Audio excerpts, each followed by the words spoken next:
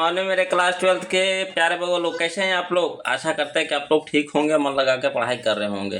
तो बगो लोग, हम लोग देखने वाले हैं आज एक्सरसाइज 2, है ना, जिसका नाम है राजा, किसान और नगर, है ना, आरंभिक राज्य और अर्थव्यवस्थाएं। आज इसी का ऑब्जेक्टिव हम लोग देखने वाले हैं बगो लोग, है ना।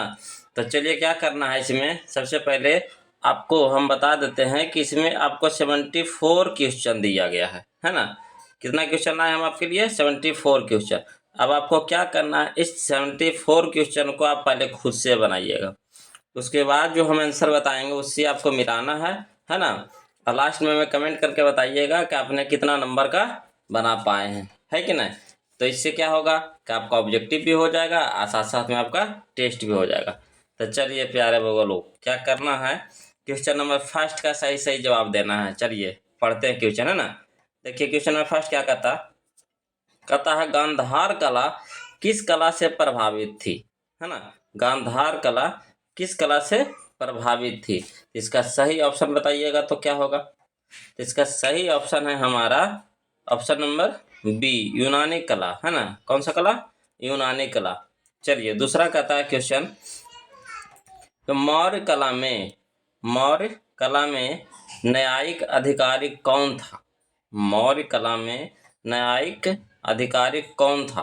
तो इसका सही ऑप्शन होगा हमारा कौन सा। तो इसका सही ऑप्शन है हमारा ऑप्शन नंबर ए है राजुक।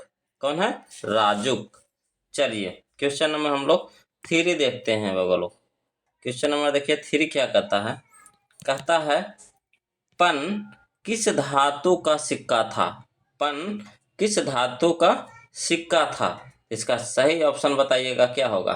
तो इसका सही ऑप्शन है हमारा ऑप्शन नंबर बी है चांदी, है ना, चांदी। क्लियर है। चलिए क्वेश्चन नंबर 4 देखते हैं।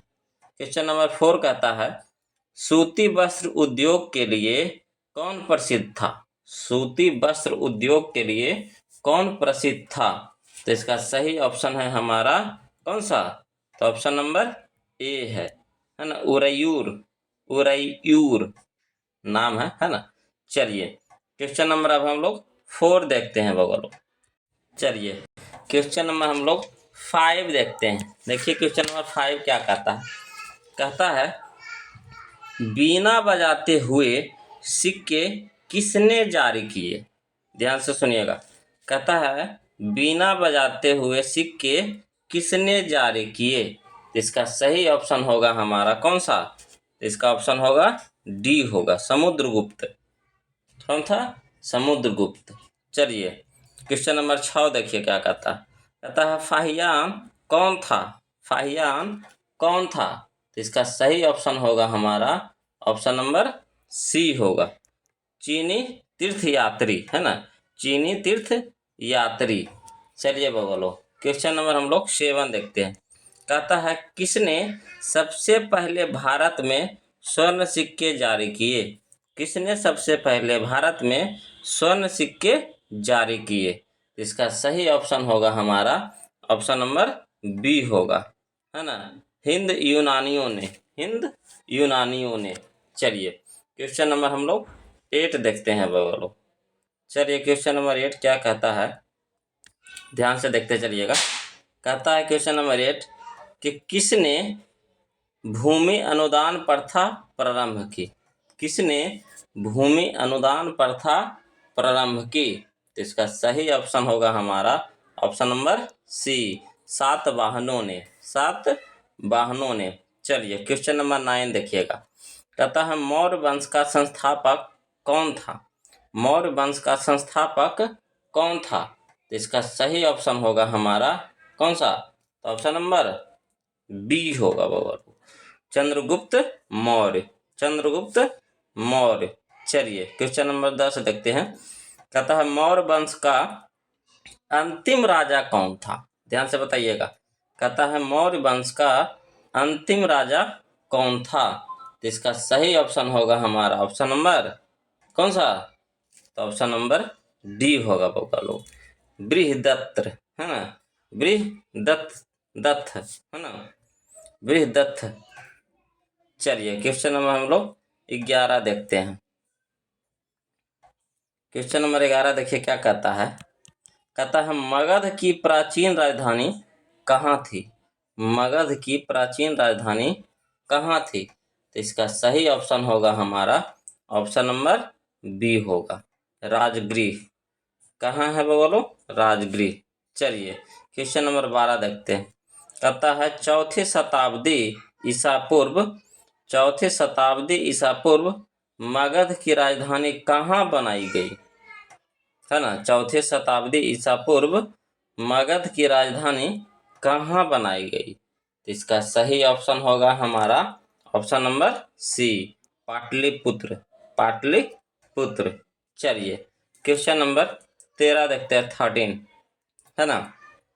देखिए क्वेश्चन नंबर 13 क्या कहता है, 13 कहता है वह कौन सा पहला सम्राट था, वह कौन सा पहला सम्राट था जिसने अपने अधिकारियों और प्रजा के लिए संदेश प्राकृतिक पत्थरों और पॉलिश किए हुए स्तंभों पर लिखवाए थे। तो इसका सही ऑप्शन बताइएगा तो होगा लोग।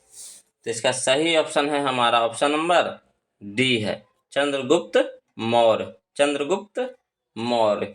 चलिए क्वेश्चन नंबर हम लोग 14 देखते हैं, है ना। कहता है मेगास्थनीज किस यूनानी शासक के राजदूत के रूप में पाटलिपुत्र आया था।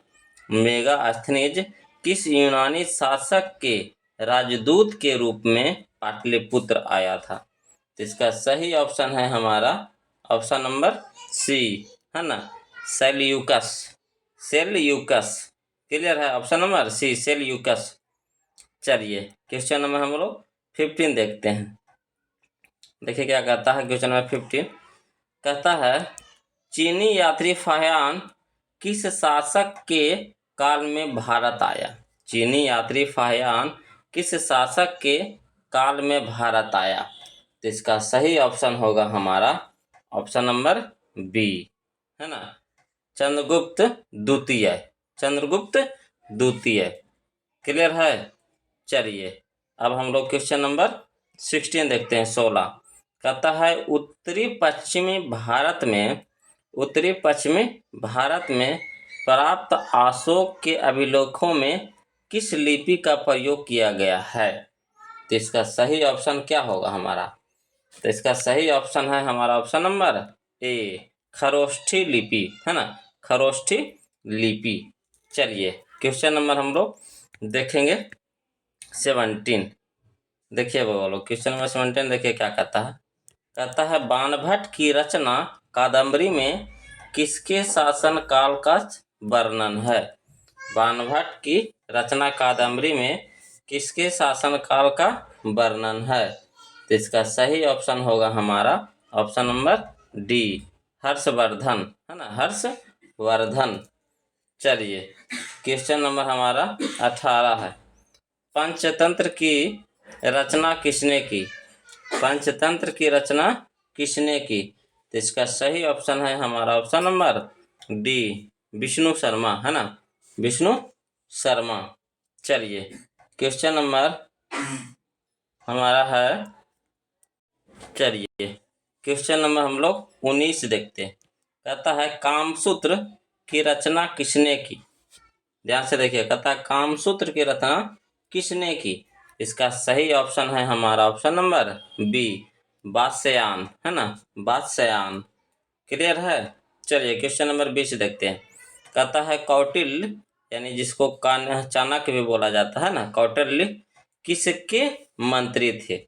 कौटिल्य किसके मंत्री थे। तो इसका सही ऑप्शन होगा हमारा option number A, Chandragupta Maurya.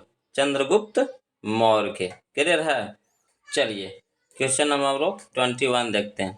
कहता है पाटलिपुत्र को किस राजा ने सर्वप्रथम अपनी राजधानी बनाई।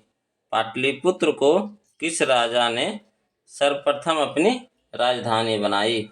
तो इसका सही ऑप्शन है हमारा ऑप्शन नंबर बी, उदयायनी, है ना, उदयायनी। क्लियर है। तो चलिए अब हम लोग देखते हैं क्वेश्चन नंबर 22 चलिए देखते हैं क्वेश्चन नंबर हम लोग 22 देखते हैं, 22। कहता है अंगुत्तर निकाय के अनुसार महाजन पदों की संख्या कितनी थी, है ना, अंगुत्तर निकाय के अनुसार महाजन पदों की संख्या कितनी थी? इसका सही ऑप्शन होगा हमारा ऑप्शन नंबर बी 16। कितना? 16। चलिए क्वेश्चन नंबर 23 देखते हैं। कहता है मगध साम्राज्य की स्थापना किसने की? मगध साम्राज्य की स्थापना किसने की? तो इसका सही ऑप्शन होगा हमारा ऑप्शन नंबर ए बिंबिसार ने। किसने की थी? बिंबिसार ने। चलिए अगला कहता है क्वेश्चन नंबर 24, है ना, 24 देखते हैं। कहता है कि चंद्रगुप्त मौर्य का शासनकाल क्या था? चंद्रगुप्त मौर्य का शासनकाल क्या था? इसका सही ऑप्शन होगा हमारा ऑप्शन नंबर डी होगा, है ना, 323 से 298 ईसा पूर्व। 323 से 298 ईसा पूर्व, ऑप्शन नंबर डी। चलिए कह रहा है क्वेश्चन नंबर 25, विक्रमादित्य की उपाधि किस सम्राट ने ग्रहण की थी? विक्रमादित्य की उपाधि किस सम्राट ने ग्रहण की थी? इसका सही ऑप्शन होगा हमारा ऑप्शन नंबर बी चंद्रगुप्त द्वितीय, है ना, चंद्रगुप्त द्वितीय। कहता है अगला क्वेश्चन नंबर 26, मुद्रा राक्षस, है ना, मुद्रा राक्षस किसकी रचना थी? मुद्रा राक्षस किसकी रचना थी? तो इसका सही ऑप्शन है हमारा option number B Vishakha Datta. किसकी है? विशाख दत्त की। चलिए क्वेश्चन नंबर हम लोग 27 देखते हैं। देखिए 27 क्या कहता है। कहता है मौर्य साम्राज्य का प्रथम शासक कौन था? मौर्य साम्राज्य का प्रथम शासक कौन था? तो इसका सही ऑप्शन है हमारा option number B Chandragupta Maurya. Chandragupta Maurya. चलिए 28 कहता है वेदों की संख्या कितनी है? वेदों की संख्या कितनी है? तो इसका सही ऑप्शन कौन सा होगा? तो हमारा ऑप्शन नंबर ए 4। वेदों की संख्या कितनी है? 4 है। चलिए अगला कहता है क्वेश्चन नंबर 29 कहता है किस भारतीय शासक को नेपोलियन की संज्ञा दी गई? किस भारतीय शासक को नेपोलियन की संज्ञा दी गई? इसका सही ऑप्शन होगा हमारा ऑप्शन नंबर कौन सा? तो सी होगा समुद्रगुप्त, है ना, समुद्रगुप्त को नेपोलियन कहा जाता है। चलिए क्वेश्चन नंबर हम लोग 30 देखते हैं। चलिए क्वेश्चन नंबर 30 क्या कहता है? कहता है 16 महाजन पदों में सबसे शक्तिशाली महाजन पद कौन था? 16 महाजन पदों में सबसे शक्तिशाली महाजन पद कौन था? तो इसका सही ऑप्शन होगा हमारा ऑप्शन नंबर ए मगध। कौन है? मगध।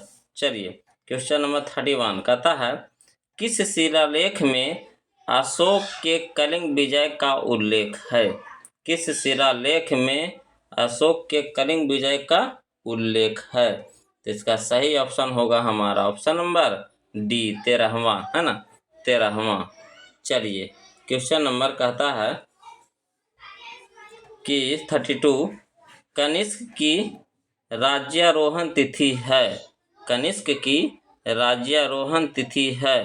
तो इसका सही ऑप्शन होगा हमारा ऑप्शन नंबर बी 78 ईस्वी, है ना, 78 ईस्वी 78।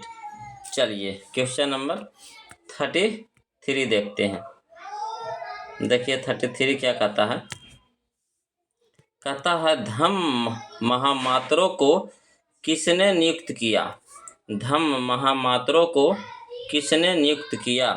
तो इसका सही ऑप्शन होगा हमारा ऑप्शन नंबर सी अशोक ने। किसने? अशोक ने।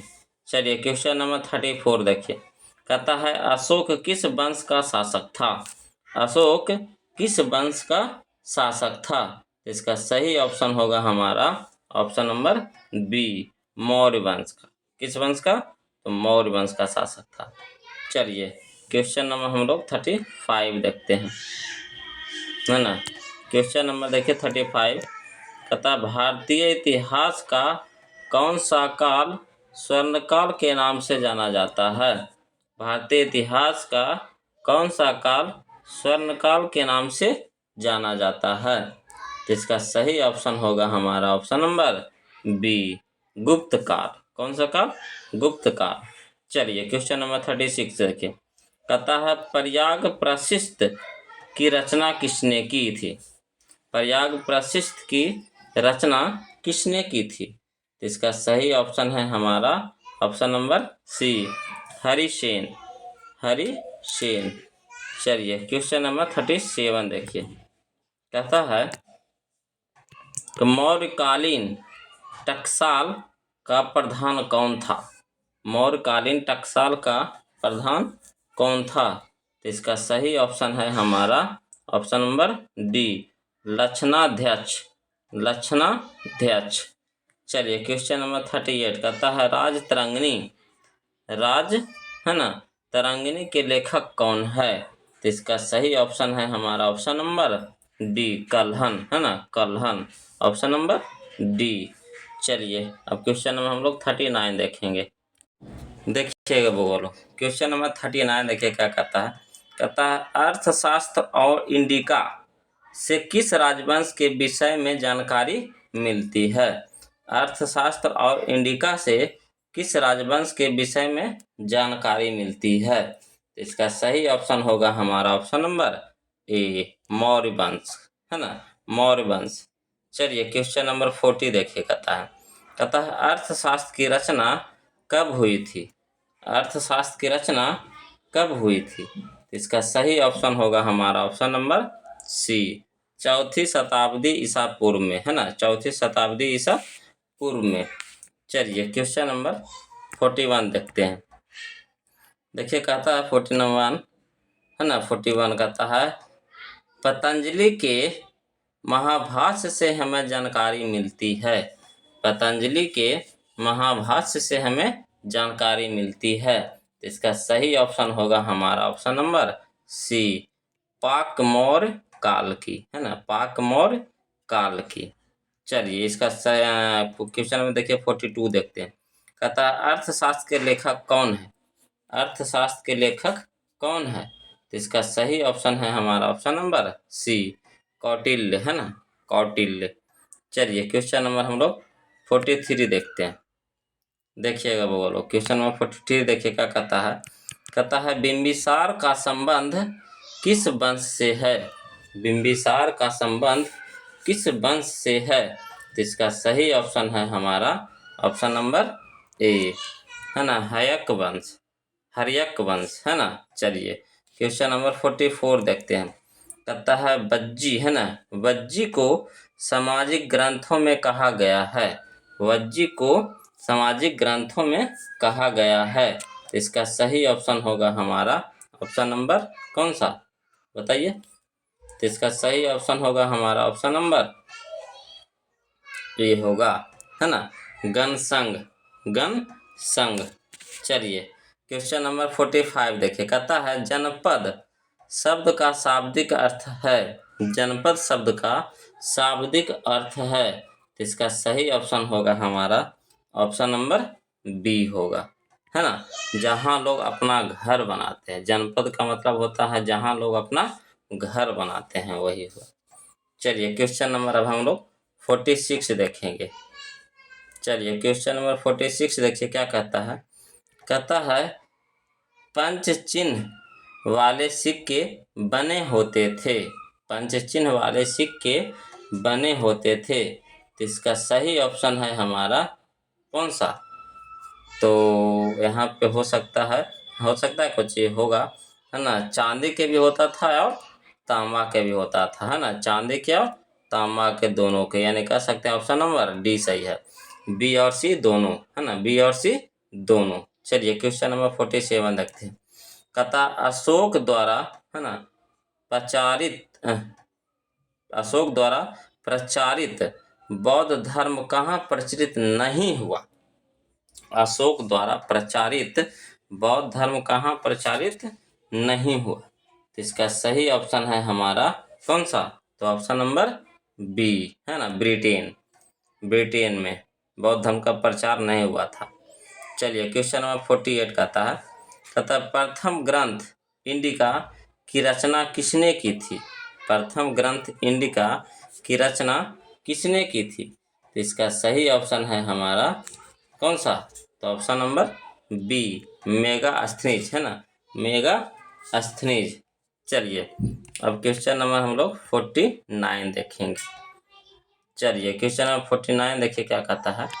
कहता है प्राचीन भारत में धर्म की शुरुआत किस शासक ने की थी? प्राचीन भारत में धर्म की शुरुआत किस शासक ने की थी? तो इसका सही ऑप्शन है हमारा ऑप्शन नंबर सी, है ना, अशोक। किसने किया था भाई लोग? अशोक ने। चलिए क्वेश्चन नंबर 50 देखते हैं। कहता है महावीर ने पार्श्वनाथ के सिद्धांतों में नया सिद्धांत क्या जोड़ा? तो इसका सही ऑप्शन होगा हमारा कौन सा? तो ऑप्शन नंबर बी, ब्रह्मचर्य, है ना, ब्रह्मचर्य। चलिए क्वेश्चन नंबर 51 कहता है कलिंग युद्ध कब हुआ था? कलिंग युद्ध कब हुआ था? तो इसका सही ऑप्शन होगा हमारा ऑप्शन नंबर ए, 261 ईसा पूर्व, है ना, 261 ईसा पूर्व। चलिए क्वेश्चन नंबर हम लोग 52 देखेंगे, है ना, क्वेश्चन नंबर 52 देखेंगे बाबा लोग।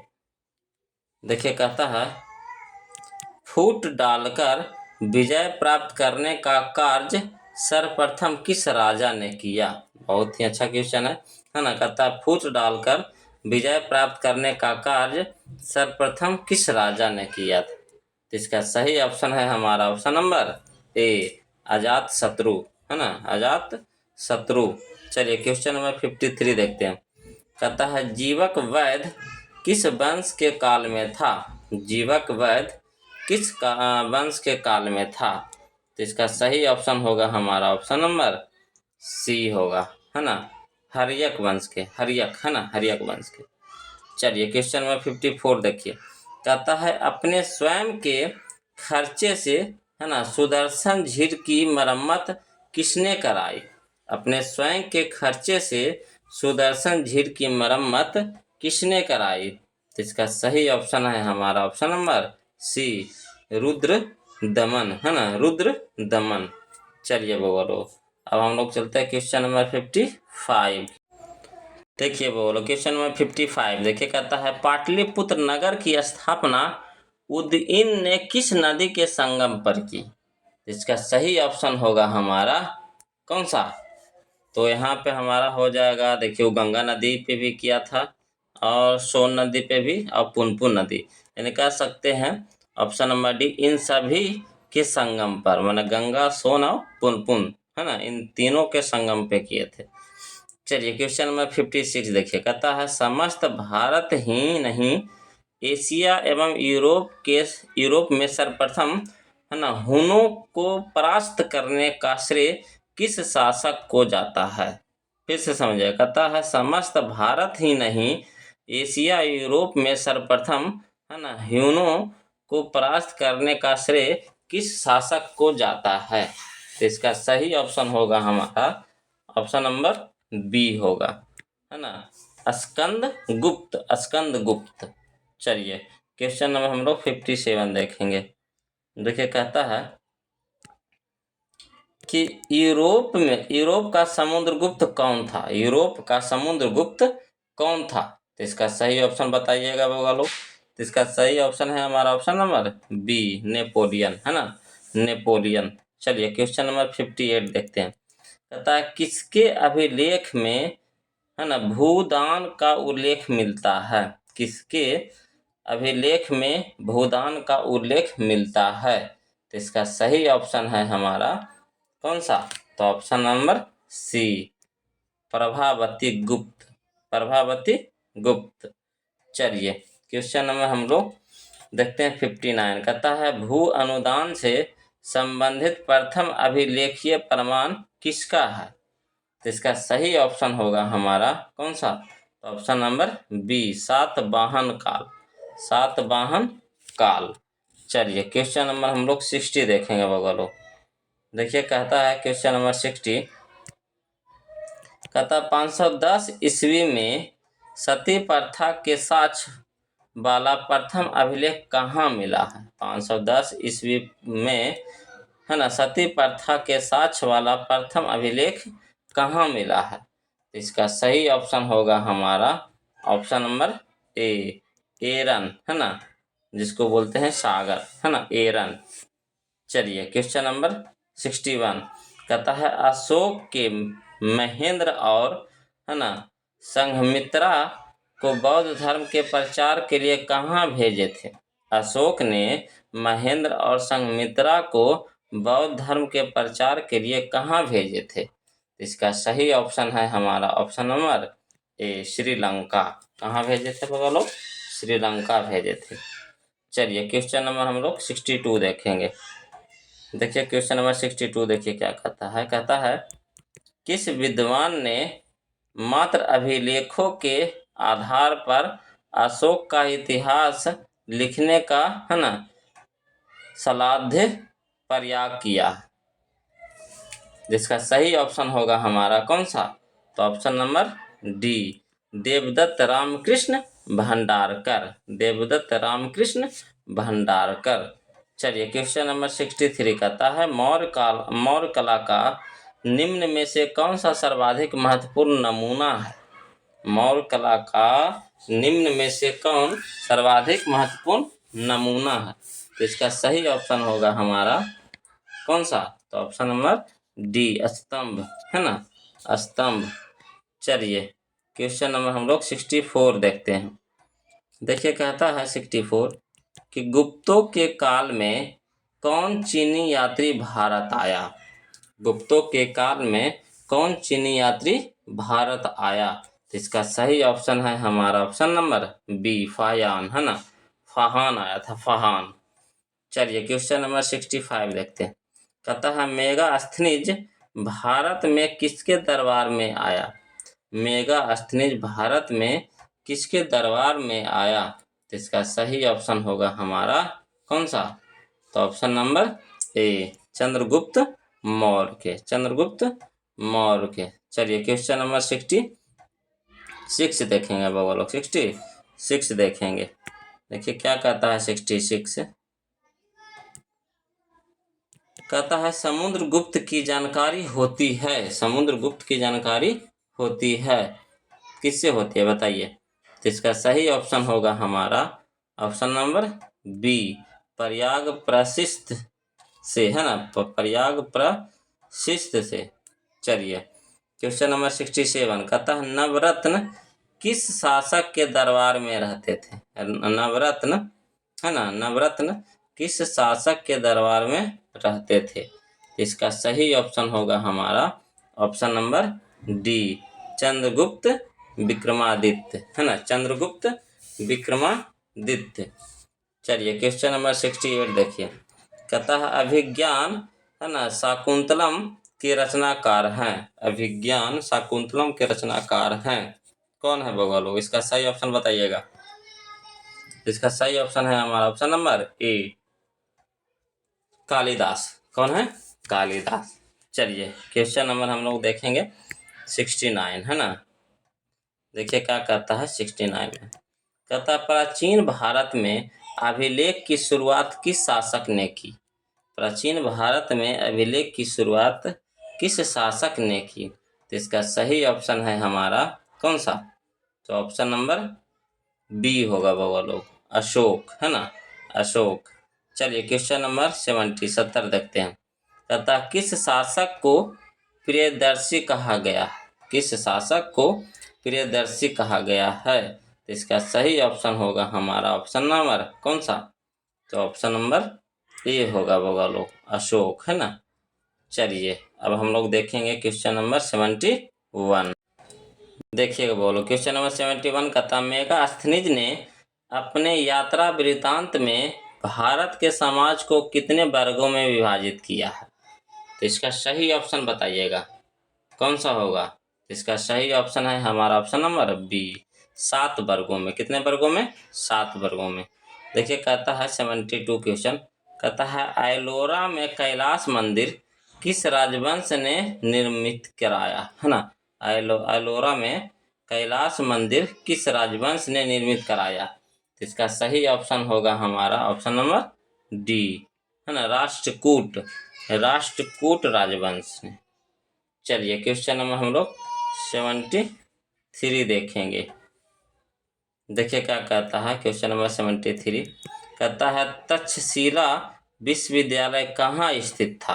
तक्षशिला विश्वविद्यालय कहाँ स्थित था? तो इसका सही ऑप्शन है हमारा ऑप्शन नंबर ए, पाकिस्तान में। कहाँ है? पाकिस्तान में। चलिए क्वेश्चन नंबर 74 कहता है धम्म की शुरुआत किसने की थी? धम्म की शुरुआत किसने की थी? तो इसका सही ऑप्शन है हमारा ऑप्शन नंबर सी, है ना, अशोक ने। किसने की थी बोलो? अशोक ने। तो ये था आज का हम लोगों का 74 क्वेश्चन का, है ना, ऑब्जेक्टिव क्वेश्चन बोलो। अब बताइए आप कमेंट करके कि आपने इस, है ना, 74 क्वेश्चन में कितना सही बनाया। कमेंट कीजिए बगा लोग। और वीडियो अच्छा लग रहा है, आपके लिए फ़ायदेमंद है तो प्लीज़ वीडियो को लाइक कर दीजिए, शेयर कर दीजिए। तो जो अभी तक चैनल को सब्सक्राइब नहीं किया बगा लोग तो प्लीज़ चैनल को सब्सक्राइब कर लीजिए। फिर मिलते हैं हम लोग अगले वीडियो में, तब तक के लिए जय हिंद।